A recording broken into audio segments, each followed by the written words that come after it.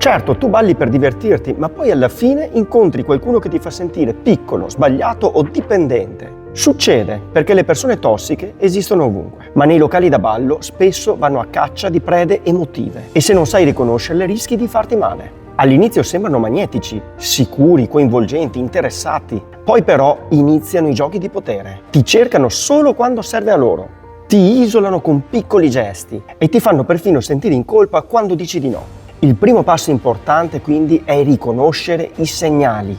Devi riuscire a capire subito se qualcuno ti fa sentire a disagio, ti manipola o ti mette sotto pressione. Poi devi imparare a fidarti del tuo istinto. Se stai cambiando te stesso solo per compiacere qualcuno, fermati.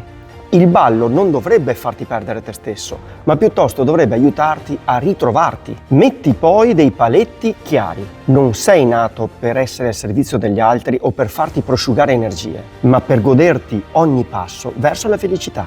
Condividi questo video se pensi che qualcuno vicino a te potrebbe aver bisogno di sentire queste parole. E proteggiamo insieme tutto ciò che c'è di positivo nel ballo. Rispetto, connessione sincera e zero tossicità.